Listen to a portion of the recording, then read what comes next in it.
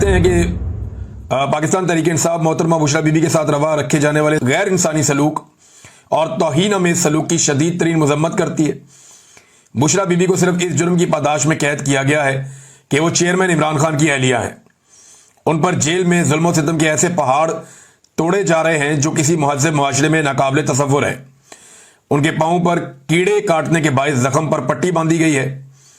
ان کے کمرے کے اندر بجلی کے بورڈ پر بارش کے پانی سے شارٹ سرکٹ ہوا اور جب انہوں نے بٹن دبانے کے لیے ہاتھ لگایا، میرے پاس جو انفارمیشن آئی ہے شاید وہ دیوار میں کرنٹ تھا، تو انہیں دوبارہ 2 بار کرنٹ لگ چکا ہے۔ انہیں پینے کے لیے صاف پانی میسر نہیں ہے۔ یہ انفارمیشن میرے پاس بھی ہے کہ جب انہیں پانی دیا جاتا ہے تو پینے کے لیے پانی الگ ہے، لیکن جو وضو کرنے کے لیے یا سر دھونے کے لیے جو دوسرا پانی ہے وہ جو بالٹی میں بھر کے دیتے ہیں تو اس میں ایسی مٹی ہوتی ہے کہ یہ پھر انتظار کرتے ہیں کہ مٹی نیچے بیٹھ جائے پھر اس پانی کو استعمال کیا جائے۔ برتن میں پانی بھرتے ہیں تو پانی اتنا گندا آ رہا ہے کہ اس کو وہ مٹی بیٹھنے کا انتظار کرتے ہیں، اس کے بعد اس پانی کو استعمال کرتے ہیں۔ وضو کرنے اور نہانے پہ مجبور کیا جا رہا ہے گندے پانی سے۔ کپڑے دھونے کے لیے بھی صاف پانی دستیاب نہیں ہے، اور بشرا بی بی نے کپڑے فیملی کو دیے تاکہ گھر پر دھو کر واپس لائے جائیں، لیکن جیل انتظامیہ نے وہ کپڑے باہر تک نہیں آنے دیے۔ ملاقاتوں پر بھی پابندیاں عائد کر دی گئی ہیں۔ 2 ہفتے بعد خان صاحب سے ملاقات ہوئی اور فیملی سے 1 ماہ سے زائد عرصے کے بعد ملاقات اس وقت ممکن ہو سکی جب بی بی نے بھوک ہڑتال کی۔ اب یہ جو ہے وہ بشرا بی بی نے بھوک ہڑتال کی، اس کے بعد ان کی ملاقات کروائی گئی ان کی فیملی سے۔ میں نے آپ کو پہلے بتایا کہ صورتحال بہت مشکلات پیدا کر دی گئی ہیں عمران خان صاحب اور ان کی اہلیہ کے لیے، اور لگاتار مشکلات بڑھائی جا رہی ہیں۔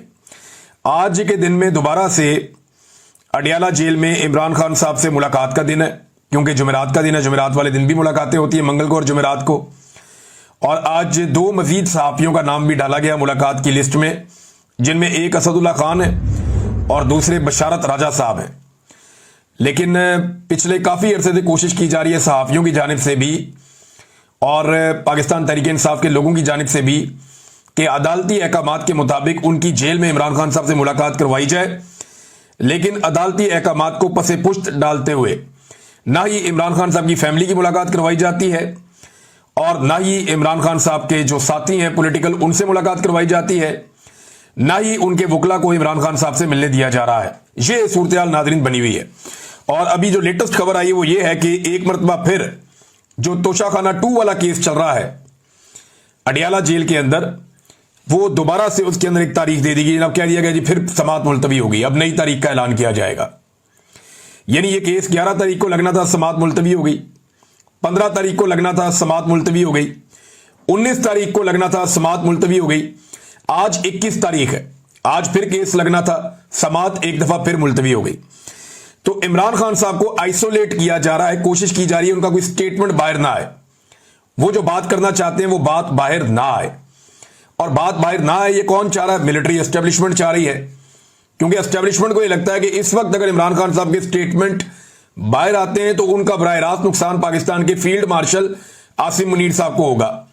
اب پاکستان میں جو اسٹیبلشمنٹ کی مقبولیت ہے وہ تو آپ کے سامنے ہے، لوگ انہیں روزانہ برا بھلا کہہ رہے ہیں۔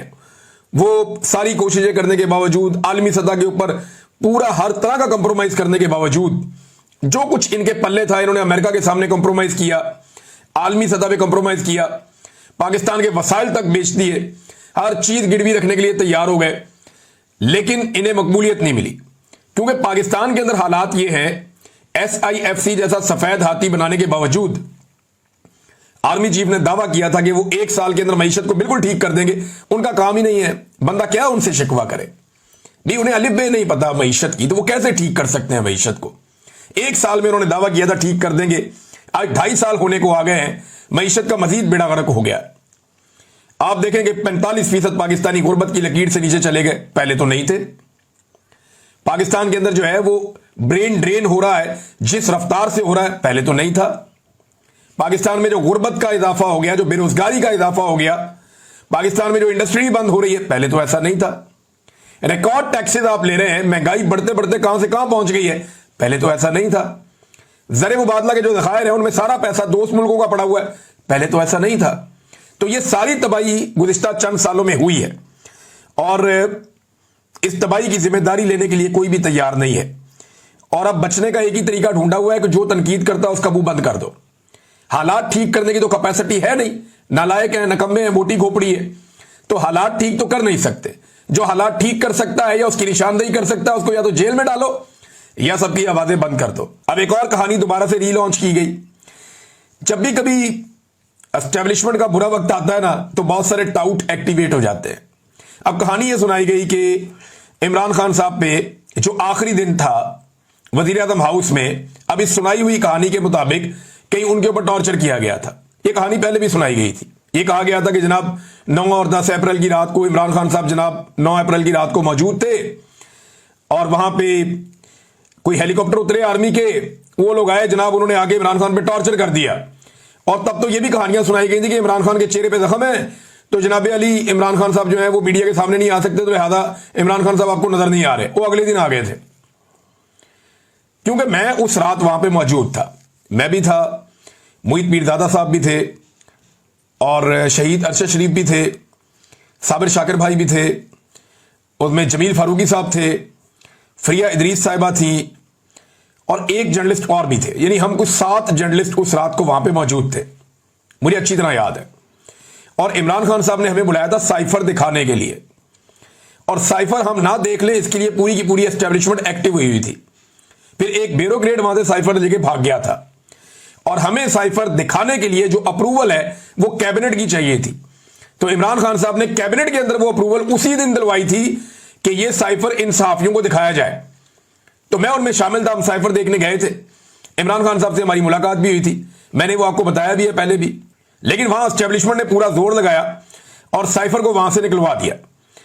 سب سے آخر تک میں اور شہید ارشد شریف انتظار کرتے رہے کہ ابھی سائفر آتا ہے, ہم اسے دیکھیں گے.